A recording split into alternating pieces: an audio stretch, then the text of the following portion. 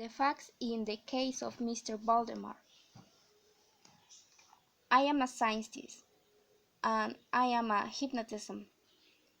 I am very interested in hypnotism. Hypnotism helps sick people as they sleep. That is what I believe. Some patients have an illness in their bodies. Some patients are sick in their minds. When a patient is hypnotized, they can help themselves.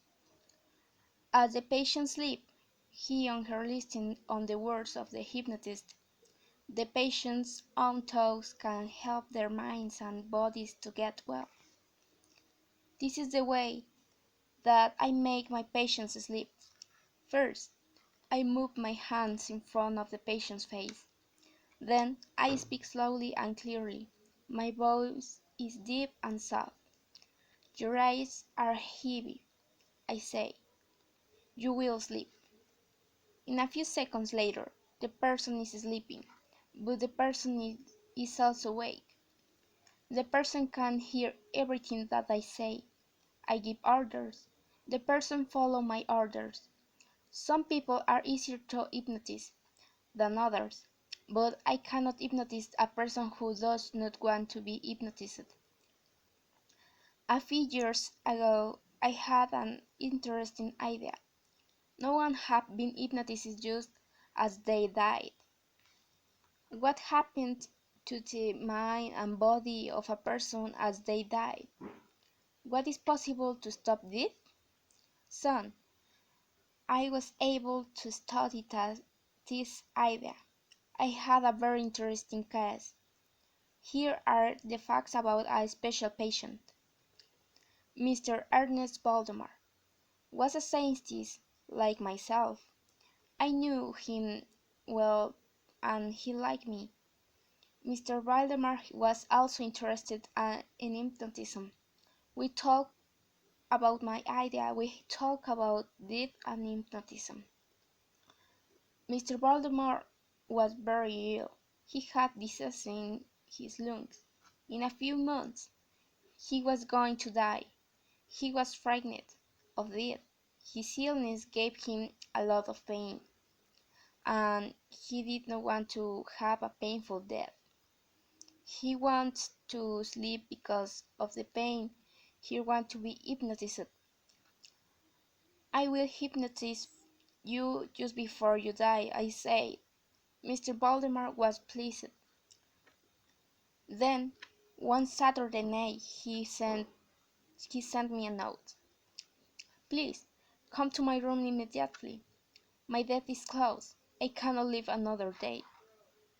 I went to Mr. Valdemar's room. His doctor was with me. The doctor could do nothing more for Mr. Valdemar. He said goodbye to his patient and left his room. A nurse was looking after. Mr. Valdemar is in his last hours of life. Mr. Valdemar was sitting in my bed. He was holding a pen in his hand. He was writing in a small book.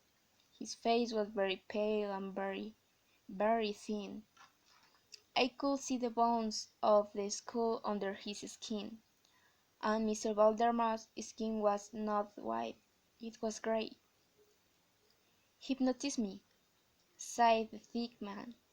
His voice was weak. I will die before midnight. Hypnotize me now. I moved my hands in front of Mr. Valdemar's face. I had done this many times before.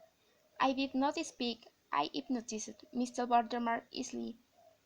His eyes closed. Immediately soon he was asleep. The nurse and I laid the patient flat on bed. Was he alive or dead? He was breathing very slowly. I held a mirror to his lips. I saw his breath in the mirror. He was alive, but he was very weak. Mr. Valdemar, are you asleep? I asked. Yes, said the sick man. Don't wake me. I'm dying. After a few minutes, I asked the question again. "Mr. Valdemar, are you asleep?" Mr. Valdemar gave the same answer. "Yes," he replied. "Don't wake me. I'm dying." Then his eyes opened a little. I saw only the white parts of his eyes. His lips moved, and I saw his teeth. Then his mouth opened, and I saw his tongue. It was black. Suddenly all the breath came out of Mr. Valdemar's body, and he was quiet. Mr. Valdemar was dead. I was sure of it.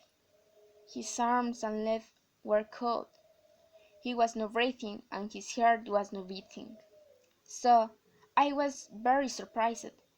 When he spoke to me, but his voice did not come from his mouth. It came from somewhere deep in his body. "I've been sleeping, but now I'm dead," sighed Mr. Valdemar after. After this, Mr. Valdemar did not change. He was dead, but he was not dead. The nurse closed Mr. Valdemar's mouth. Maybe he was not dead.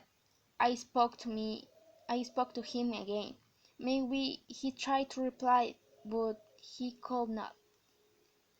Next morning, Mr. Valdemar's doctor returned.